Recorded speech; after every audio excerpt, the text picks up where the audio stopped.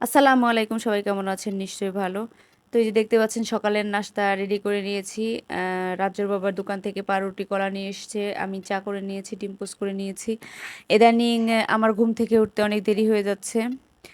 আর এই যে দুপুরে রান্না শুরু করে দিয়েছি। এখানে মাংস কষিয়ে ঝোলের পানি দিয়ে দিয়েছি মুরগির মাংসে। আমি সবসময় চেষ্টা করি তরকারিতে ফুটানো পানি দেওয়ার। তো এই যে দেখতে পাচ্ছেন তরকারিটা হয়ে গিয়েছে। রাজুর বাবা বলতেছিল আজকে মাংসের ঝোল কম রেখো, মানে ভুনা ভুনা খাবে। আর এদিকে আমি একটা কড়াইয়ে মরিচ পেঁয়াজ দিয়ে নিয়েছি। এখানে উস্তা ভাজি করব। রাজ্যর পছন্দের উস্তা ভাজি করতে বলেছে, চিংড়ি মাছ আর উস্তা ভাজি, সরি উস্তা দিয়ে ভাজি করতে বলেছে। সেই চিংড়ি মাছ দিয়ে উস্তা ভাজি করলে অনেক পছন্দ করে। তো ওই যে ঢাকনা দিয়ে ঢেকে ভাজিটা করে নিচ্ছি। আর এদিকে ডাল বসিয়ে দিয়েছি। আহ, আমি এখন ডালে আদা রসুন দিয়ে দিচ্ছি হাফ চামচ করে। আমার শাশুড়ি এভাবে করে ডাল রান্না করতেন। তো রাজ্যের বাবার খুব পছন্দের এই ডালটা।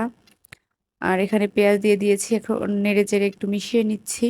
ঢাকনা দিয়ে ঢেকে ডালটাকে সিদ্ধ করে নিয়েছি। এই যে দেখতে পাচ্ছেন ডালটা সুন্দর সিদ্ধ হয়ে গিয়েছে।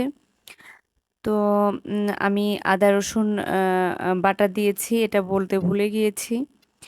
আর এই যে লবণ দিয়ে নিচ্ছি, এখন হলুদ দিয়ে নিব।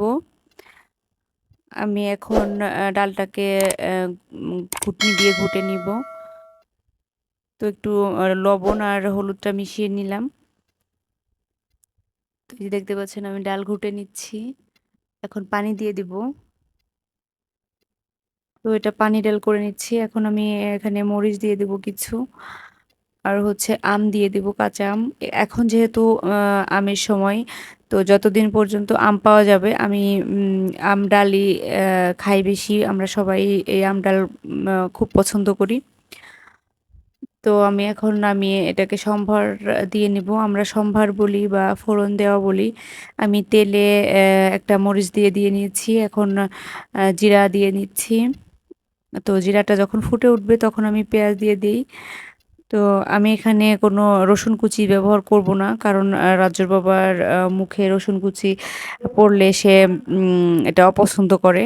তো এই জন্য আমি রসুন কুচি দেই না, শুধু পেঁয়াজ আর জিরা আর হচ্ছে শুকনো মরিচ দিয়ে আমি ডালের সম্ভারটা দিয়ে নেই। তো ওই যে একটু সম্ভার দিয়ে বলকটা তুলে নিলাম। তো দুপুরের খাওয়া দাওয়া শেষ করে আমরা ছাদে এসেছি। দেখেন আমার ডাঁটা শাকগুলো কত সুন্দর হয়েছে। মাশাল্লাহ, বৃষ্টি পেয়ে অনেক সুন্দর হয়ে গিয়েছে ডাঁটা শাক। রাজ্য ইদানিং ছাদে এসে বল খেলে, এটা আমার জন্য মনে হয় খুব ভয়ের। আমি সবসময় ভয়ে থাকি। তো সবাই ভালো থাকবেন, আল্লাহ হাফিজ।